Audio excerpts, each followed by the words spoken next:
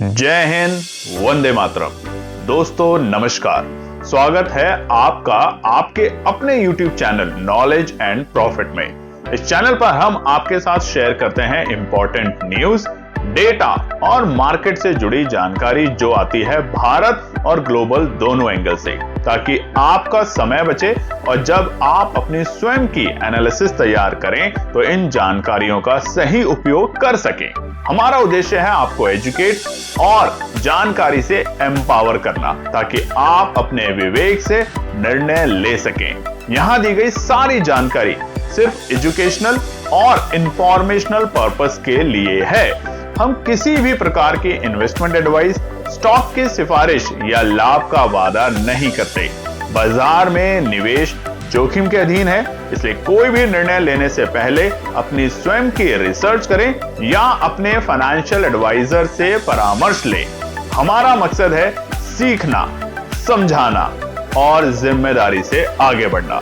अगर आपको हमारे कंटेंट पसंद आते हैं तो हमारे YouTube चैनल को सब्सक्राइब करें और हमारे सोशल मीडिया प्लेटफॉर्म पर भी जुड़ें। जय हिंद दोस्तों। जय हिंद और नमस्कार दोस्तों। कल की वीडियो में हमने आपको बताया था कि बीते शुक्रवार बाजार ने किस तरीके से काम किया, तो इस वीडियो को जाके जरूर देखिएगा। आज हम बात करेंगे आने वाले सोमवार के लिए, यानी कि 12 जनवरी के लिए क्या है इंपॉर्टेंट डेटा और क्या निकल कर आते हैं इंपॉर्टेंट रेजिस्टेंस और सपोर्ट के लेवल। तो चलिए सबसे पहले वीडियो को शुरू करते हैं कुछ की मार्केट डेटा के साथ। मगर उससे पहले आप लोगों से रिक्वेस्ट है, अगर आप चैनल पर पहली बार हैं तो चैनल को सब्सक्राइब करें, वीडियो पसंद आती है तो लाइक और साथ ही में कॉमेंट्स भी जरूर शेयर करें। तो देखिए, हमने बीते पूरे हफ्ते बाजार में दबाव देखा, एक बड़ी गिरावट देखी है, जो कि आज के पार्ट में हम समझेंगे उसके मुख्य कारण क्या है, और साथ ही में बड़ी खबरें जो कि कल रात में आई है भारतीय बाजारों में और उसका असर आने वाले हफ्ते में क्या पड़ सकता है। मगर सबसे पहले शुरुआत करते हैं डेटा के साथ। यूएस डॉलर इंडेक्स यहां पर 20 पॉइंट यानी कि 0.20 के साथ बढ़त के साथ पहुंच चुका है 99.13। अब देखिए, जितना ये 100 के पास या पार जाने की कोशिश करेगा उतना ही एफआईआई का जो फ्लो है भारतीय बाजारों से वो और नेगेटिव होता चला जाएगा। बात करें रुपए में तो यहाँ पे कमजोरी देखने को मिल रही है। रुपया फिर से 38 पैसे की बढ़त के साथ यहां पर 90 रुपए को पार करके 90.29 पे जा चुका है, यानी कि और एक बड़ा कारण बाजार में गिरावट का। अब देखिए, रुपया भी कमजोर हो रहा है, उसके साथ और भी बहुत सारे डेटा हैं जिसको आपको देखना है सोमवार के लिए, और तभी अपनी ट्रेड सेटअप बनानी है। कच्चे तेल में बात करें तो बड़ी तेजी हमें अचानक से देखने को मिली है बीते शुक्रवार के दिन। क्रूड ऑयल के अंदर 56 के आसपास जो क्रूड ऑयल चल रहा था 56.50, वहां पे अचानक से उछाल और पहुंच चुका है 58.96। वहीं पे ब्रेंट भी तकरीबन 63 के पार होते हुए हमें शुक्रवार के सेशन में आखिर में क्लोजिंग के वक्त देखने को मिला है, यानी कि जिस वक्त भारतीय बाजार में रात हो चुकी होती है उस वक्त ये जो यूएस के मार्केट बंद होते हैं, ये डेटा तब का है। निफ्टी विक्स में भी हमें अच्छा वोलेटिलिटी सेशन देखने को मिला है, 3% की बढ़त के साथ निफ्टी विक्स, जहां पर बीते हफ्ते 9.15 के आसपास में था और हमने आपको बताया था कि यहां से वोलेटिलिटी जरूर मिलेगी, और वैसा ही हुआ। बाजार वोलेटाइल हुआ, एक बड़ी डायरेक्शन दिखाई रिवर्स की, नीचे की तरफ बाजार ने अपना करवट लिया और धीरे धीरे बड़े इंपॉर्टेंट सपोर्ट को तोड़ता हुआ बाजार चला गया। निफ्टी विक्स फिलहाल 10.92 के आसपास में कारोबार कर रहा है। वहीं सोने चांदी में फिर से उछाल देखने को मिला है। सोना फिर से 1,39,370 और चांदी में शुक्रवार के दिन फिर से बढ़ोतरी के साथ 2,52,340 पे ये आ चुकी है। हमारी कल कोशिश होगी इस वीडियो को एक और छोटा सा पार्ट बनाने के लिए कल की वीडियो में, ताकि सोने चांदी के ऊपर भी हम बात कर सके कि क्या यहाँ एक अच्छा मौका बन रहा है, एक्सपर्ट्स के द्वारा क्या बताया जा रहा है, या यहाँ पे थोड़ा सतर्क रहना है। चलिए बात करते हैं दूसरे इंपॉर्टेंट डेटा के ऊपर, जिसके पर आपको रोज नजर रखनी है। जैसे रुपया कमजोर हो रहा है, नहीं हो रहा है, बहुत इंपॉर्टेंट इंडिकेटर होता है।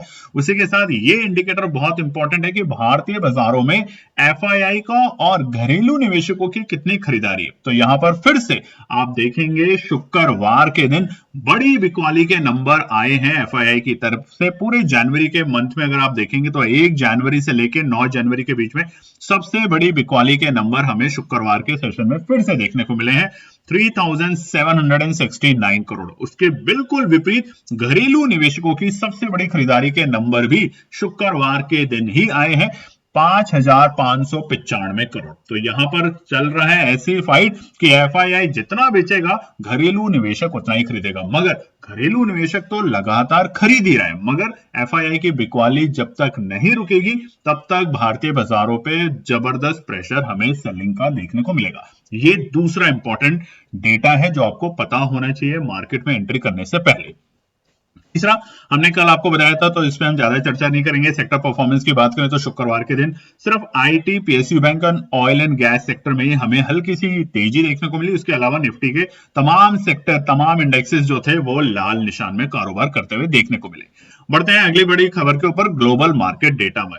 तो यहां भारतीय बाजारों को अगर छोड़ दें तो उसके अलावा सारे ग्लोबल बड़े मार्केट, चाहे अमेरिका के बाजार हो, वो भी शुक्रवार के दिन अच्छी तेजी के साथ बंद हुए। डॉ जोन्स तकरीबन आधे % की स्ट्रेंथ के साथ, और वहीं पे नैस्डैक भी तकरीबन 1% के बेहद करीब। वहीं पर हमने शुरुआत देखी थी जापान के मार्केट से, चाइना और हांगकांग के मार्केट में, वहां भी हमें एक अच्छी तेजी देखने को मिली। बिल्कुल इंडिया विपरीत डायरेक्शन में काम कर रहा है इस वक्त ग्लोबल मार्केट से, मगर ये क्यों कर रहा है, भारतीय बाजार क्यों कर रहे हैं, ये जानना बहुत जरूरी है। तो अब हम उसी पे चर्चा करते हैं। देखिए, भारतीय बाजार कर रहे हैं, ये हम विश्लेषण लाए आपके लिए बहुत ही सटीक, ताकि आप समझ सकें इन बातों को। तो कमेंट सेक्शन में लिखिएगा जरूर आपको कैसा लगा। 5 बड़े कारण। सबसे बड़ा कारण क्या है? एफआईआई की सेलिंग।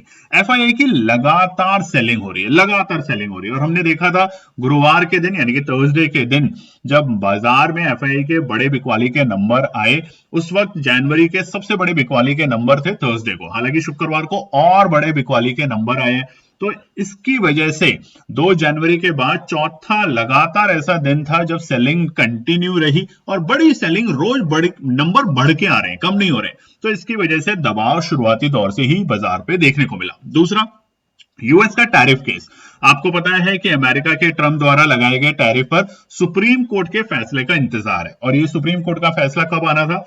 कल, यानी कि शुक्रवार के दिन। बहुत बड़ी बात थी, हमने कल की वीडियो में भी आपको बताया था कि शुक्रवार को ये जो ट्रंप साहब दुनिया भर पे अनाप शनाप टैरिफ लगा के बैठे हुए हैं 10 से 50% तक का, इसको लेके वहां पर सुप्रीम कोर्ट ने, पहले तो निचली अदालत ने उसको, जो निचली अदालत थी लोअर कोर्ट, उसने टैरिफ के केस में ट्रंप के खिलाफ दिया था कि ये जो है गलत हो रहा है।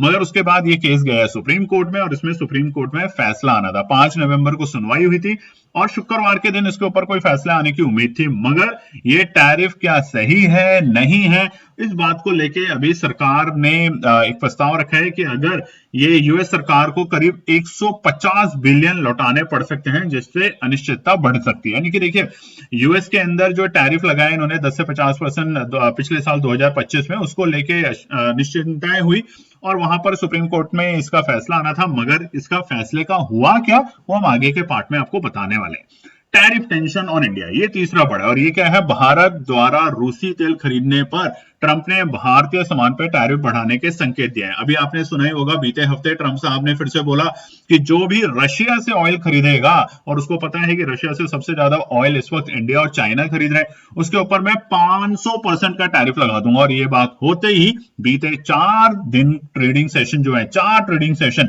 इंक्लूडिंग अगर हम फ्राइडे का भी करें, तो 2% से ज्यादा निफ्टी और 2% के आसपास ही सेंसेक्स गिर चुका है। तो देखिए, इस तरह की अनिश्चितताएं हैं बाजार में। टैरिफ को लेके जो प्रॉब्लम शुरू हुई है, उसको लेके ही भारतीय बाजार बीते 4-5 दिन से प्रॉब्लम में चल रहा है। कच्चे तेल की बात करें तो क्रूड में बढ़त हुई है, हमने जैसे अभी आपको दिखाया था, ये डेटा भी बहुत इंपॉर्टेंट है। क्रूड 63 को पार कर चुका है। हालांकि ये जो नंबर आप स्क्रीन पे देख रहे हैं, ये है बृहस्पतिवार के, थर्सडे के लिए, क्योंकि इसी के बेसिस पे शुक्रवार को बाजार क्यों गिरा वो हमने विश्लेषण दिखाई है। मगर शुक्रवार के दिन ट्रेडिंग के बाद जो आपने क्रूड ऑयल देखा है, वो 63 को भी पार कर चुका है। तो यहां पर जो महंगा तेल है, भारत के आयात बिल और महंगाई को बढ़ाता है, जिससे बाजार पर दबाव आता है। ये बहुत क्लियर है। और सबसे बड़ी बात जो हमने शुरुआत ही करी थी, रुपया कमजोर है। अब आप देखिए, बृहस्पतिवार के दिन रुपया 89.97 प्रति डॉलर पर था, जो कि अब 90 को भी पार कर चुका है, 90.30 पैसे पे। तो ये सारे के सारे जो डेटा है फिलहाल नेगेटिव है, और उसी की वजह से बाजार लगातार अपने इंपॉर्टेंट सपोर्ट को तोड़ता जा रहा है। तो ये 5 इंपॉर्टेंट पॉइंट्स जो हम आपके लिए लाए, उम्मीद करते हैं आपको समझने में और हमें समझाने में आसानी से आपको समझ भी आए होंगे। तो कमेंट सेक्शन में जरूर लिखिएगा।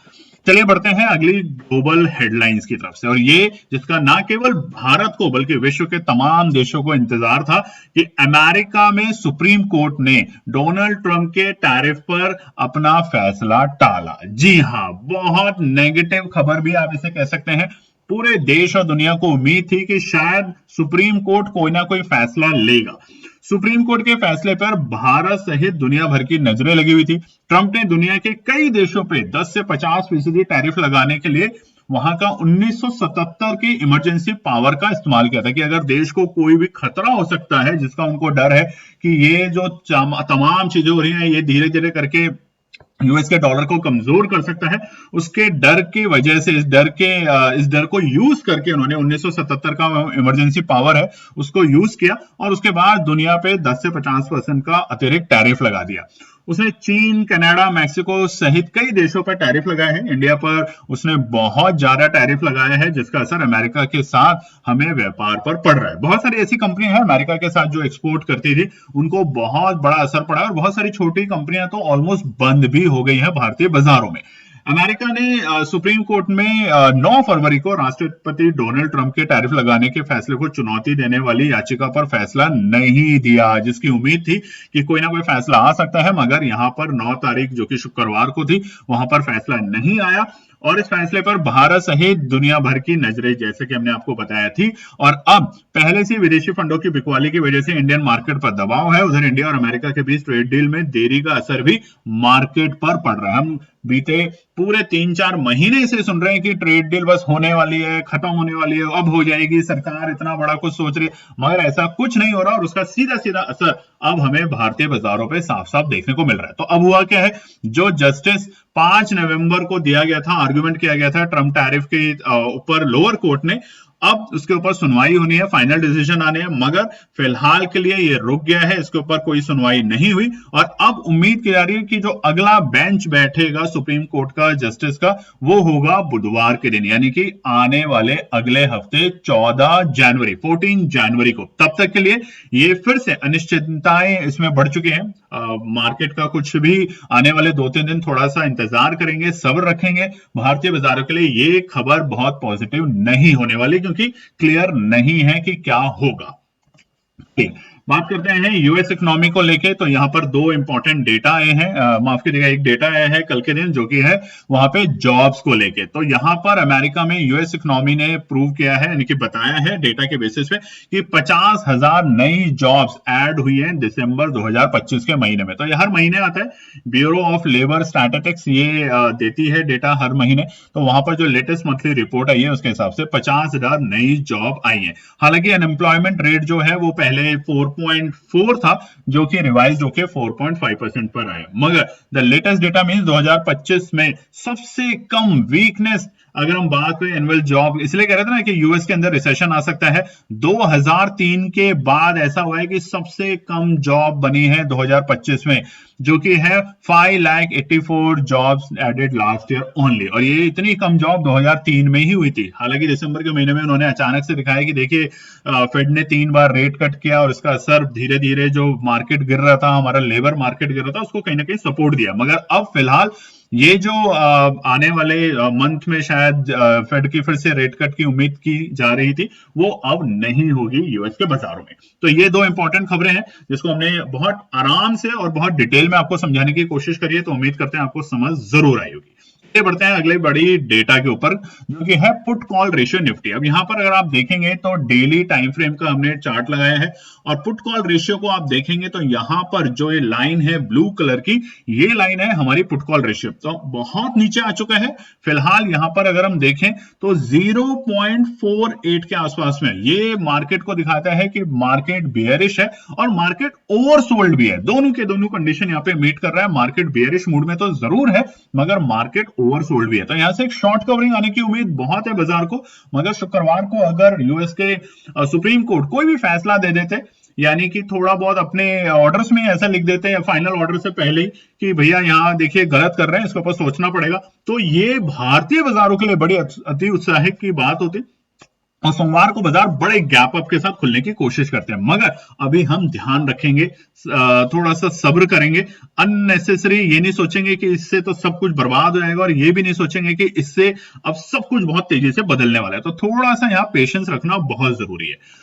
बात करते हैं ओपन इंटरेस्ट डेटा को लेकर निफ्टी में। तो यहां पर जहां बीते हफ्ते के शुरुआती दिनों में निफ्टी के लिए 26,000 एक इंपॉर्टेंट सपोर्ट थी, आपको हमने दिखाया था पुट कॉल रेशियो के हिसाब से हमारे पुट राइटर जो थे वो सबसे ज्यादा बैठे थे और कॉल राइटर डरे बैठे थे। अब यहां पर पुट राइटरों को हटा के कॉल राइटरों ने कब्जा कर लिया। आप साफ साफ स्क्रीन पे देख सकते हैं, और अभी भी स्थिति निफ्टी की क्लियर नहीं है, यानी कि किसी भी इंडेक्स की क्लियर नहीं है। गिरावट और बढ़ सकती है या नहीं बढ़ेगी, वो हमने आपको 5 इंपॉर्टेंट डेटा और जो न्यूज बताई है उसके आधार पर है। तो जैसे जैसे न्यूज और डेटा इंप्रूव होगा तब आपको एक बड़ी शॉर्ट कवरिंग जो बाजार ओवरसोल्ड है वहां से बहुत तेजी से रिकवर करते हुए देखने को मिलेगा। तो ये है डेटा। चलिए अब नजर डालते हैं आने वाले सोमवार के लिए निफ्टी के इंपॉर्टेंट रेजिस्टेंस और सपोर्ट के लेवल। सबसे पहले उससे पहले एक नई चीज हम आपको दिखाना चाहते हैं निफ्टी में वीकली टाइम फ्रेम के ऊपर। ये जो चार्ट है वीकली टाइम फ्रेम पर है, यहां पर हमने एक्सपोनेंशियल 21 और 50 को लगाया है। अब आप देखेंगे तो वीकली टाइम फ्रेम के ऊपर हमने अभी भी हमारे 21 एक्सपोनेंशियल मूविंग एवरेज को ब्रीच नहीं किया, प्राइस उसके ऊपर है। तो वीकली टाइम फ्रेम पर हम कमजोर नहीं है। ट्रेंड लाइन जो हमने ड्रॉ करी है वो साफ साफ दिखा रहा है कि यहां से एक रिवर्सल आने की उम्मीद आ सकती है, मगर कॉशियस रहना, समझदारी से काम करना, वो ही एक अच्छे ट्रेडर का हमेशा तरीका होना चाहिए। जबरदस्ती नहीं खरीदना। यहाँ पे एक्सपोनेंशियल 21 को आप देखेंगे तो बुलिश कब होता है, जब भी प्राइस 21 EMA के ऊपर होता है वीकली टाइम फ्रेम पर। देखिए वीकली टाइम फ्रेम पर आप अगर चार्ट को लगाते हैं और ये सोचे कि मैं अभी खरीदूं और 5 मिनट में बेच दूं, तो ये बिल्कुल गलत होगा।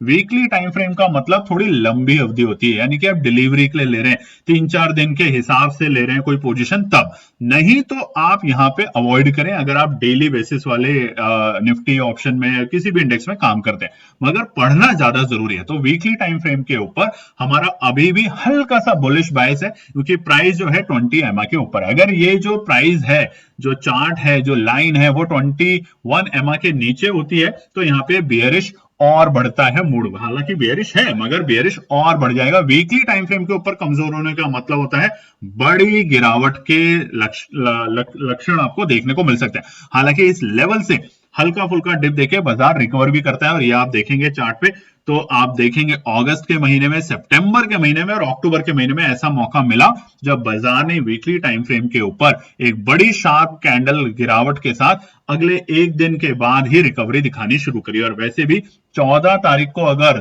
सुप्रीम कोर्ट अमेरिका का कुछ अच्छा फेवर में बयान दे देता है विश्व के लिए, ना कि ट्रंप साहब की मनमानी को लेके, तो यहाँ पे एक बड़ा रिवर्सल आपको देखने को मिल सकता है। चलिए अब निफ्टी की बात करते हैं रेजिस्टेंस और सपोर्ट की। सबसे पहले निफ्टी के रेजिस्टेंस और सपोर्ट बताएं, उससे पहले आपसे रिक्वेस्ट है वीडियो को लाइक जरूर कीजिएगा, चैनल को सब्सक्राइब कीजिएगा और साथ ही में अपने कमेंट्स भी जरूर शेयर कीजिएगा। ये जो चार्ट है ये है डेली टाइम फ्रेम के ऊपर, और यहाँ पे हमने कुछ सर्किल मार्क करे हैं और हमने 3 इंडिकेटर यहाँ पे लगाए हैं, एक्सपोनेंशियल 21, 50 और 100।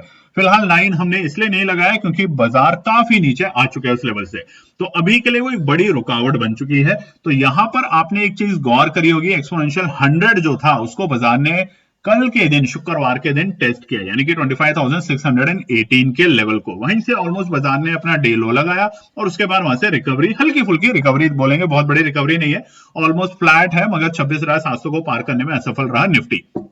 अब इंपॉर्टेंट क्या है, अगस्त, सितंबर और अक्टूबर के महीने में आप देखेंगे जब भी बाजार ने एक्सपोनेंशियल 100 को छूने की कोशिश करी है तो वहां से एक बार ड्रॉप दिखाया है। एक बार ड्रॉप दिखाने का मतलब होता है वहां से थोड़ी सी गिरावट दिखाई है, मगर उसके बाद जो रिकवरी आई है वो शानदार आई है। और वो शानदार तभी आई है कि जब वापस बाजार रिबाउंड करेगा, वापस जब तेजी में जाने की कोशिश करेगा, तो एक बार एक्सपोनेंशियल 50 को पार, एक्सपोनेंशियल 100 को पार करने के बाद बड़ी तेजी दिखाएगा। तब तक वहां पे सतर्क रहे, नहीं तो आपके ऑप्शन के प्रीमियम खत्म हो सकते हैं, आपको लॉस बड़ा हो सकता है। तो यहाँ पे थोड़ा सतर्क रहना बहुत जरूरी है। तो अगले 3 दिनों में, क्योंकि बुधवार के दिन अगर यूएस में कुछ भी अनाउंसमेंट आती है, पॉजिटिव आती है भारतीय बाजारों को लेके, तो ये जो 3 दिन है थोड़ा सा बाजार और 100 एक्सपोनेंशियल मूविंग एवरेज के नीचे जा सकता है और वहां से रिकवरी लेने की पूरी कोशिश कर सकता है। अब नजर डालते हैं सबसे पहले रुकावट पे।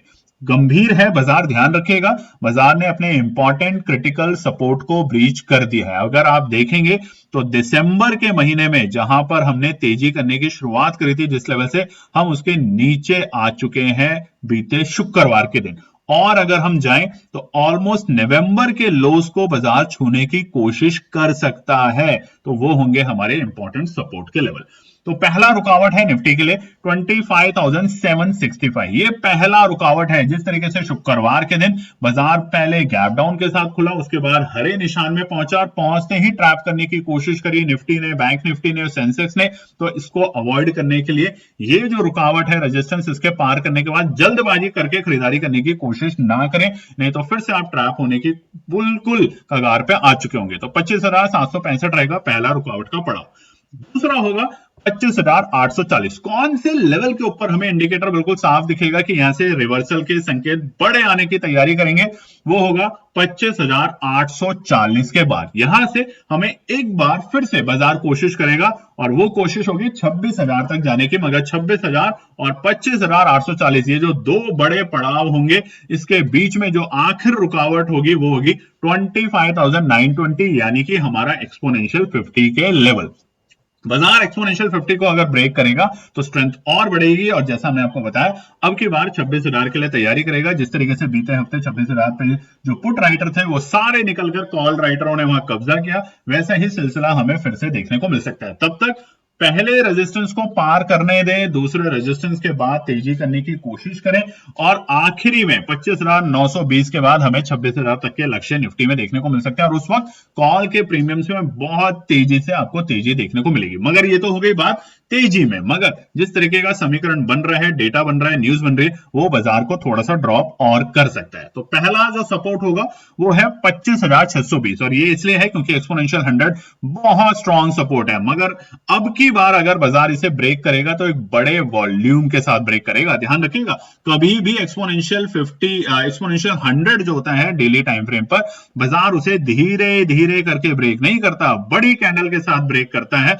तो इसलिए ये जो लेवल है ये इंपॉर्टेंट रहेगा सपोर्ट, मगर ब्रेक करते ही, क्योंकि अगर सपोर्ट को ब्रेक करता है तो हम सीधा बाजार को देखेंगे करीबन 100-125 पॉइंट नीचे, और बाजार जाएगा 25,500, जो कि है अब क्रिटिकल और एंट्री करने वाली पहली टेरिटरी निफ्टी में 25,500। और अगर बाजार उसके नीचे जाता है तो आएंगे हम दूसरे इंपॉर्टेंट और लास्ट सपोर्ट के ऊपर, जो कि होगा फिलहाल के लिए 25,420। तो या तो आप 25,500 या 25,420 के लेवल पे एंट्री करने की कोशिश करें टुकड़ों में, जैसा कि हम बीते 2 या 3 दिन से आपको बता रहे हैं कि रेजिस्टेंस आना तो मुश्किल है बाजार में। निचले स्तर पे आप एंट्री अगर करते हैं तो वहां पे मौका मिल सकता है छोटा मोटा प्रॉफिट बुकिंग करने का। तो अभी के लिए आप ये ट्राई करें, मगर अपनी एनालिसिस जरूर बनाएं, और साथ ही में अगर अवॉइड करना है 1-2 दिन 14 तारीख तक तो अवॉइड भी करें, कोई बात नहीं है, मार्केट यहीं रहेगा, वापस मार्केट तेजी दिखाएगा। और अगर आप नीचे के लिए तैयारी करते हैं, यानी कि पुट में ज्यादा इंटरेस्ट रखते हैं, तो 25,620 को ब्रेक करते ही बाजार यहां से और बड़ी गिरावट दिखाने की कोशिश करेगा, क्योंकि डेटा फिलहाल पॉजिटिव नहीं है। तो ये था निफ्टी के लिए इंपॉर्टेंट रेजिस्टेंस और सपोर्ट। कल की वीडियो जरूर देखिएगा जहां पर हम निफ्टी, बैंक, सेंसेक्स और भारतीय बाजारों के लिए कुछ इंपॉर्टेंट न्यूज ला रहे हैं, क्योंकि अगले हफ्ते सोमवार को कुछ दिग्गज कंपनियां टीसीएस, आपकी एचसीएल टेक, इनके नतीजे आने वाले हैं। सोने चांदी को लेके भी हम बात करने वाले हैं, तो कल की वीडियो बहुत खास होगी, तो उसको जरूर देखिएगा। फिलहाल के लिए निफ्टी के रेजिस्टेंस सपोर्ट को नोट कर लीजिएगा। कल अगर इस डेटा में कोई बदलाव आता है तो हम आपके साथ फिर शेयर करेंगे, कल सुबह 8 बजे। जय हिंद दोस्तों। तो दोस्तों आज के लिए बस इतना ही। उम्मीद है कि यह विश्लेषण आपको मार्केट को समझने और बेहतर रणनीति बनाने में मदद करेगा। अगर ये वीडियो आपको पसंद आया हो तो इसे लाइक करें, शेयर करें और चैनल को सब्सक्राइब करें, ताकि आपको हमारे सभी अपडेट समय पर मिलते रहें। मार्केट से जुड़े रियल टाइम डेटा और न्यूज अपडेट के लिए हमें टेलीग्राम और व्हाट्सएप पर ज्वाइन करें। लिंक आपको डिस्क्रिप्शन में मिल जाएगा। याद रखें, सीखना सबसे बड़ा इन्वेस्टमेंट है। ट्रेडिंग से पहले सही एनालिसिस करें, ज्ञान के साथ मुनाफा कमाएं। फिर मिलेंगे अगले वीडियो में, तब तक के लिए जय हिंद।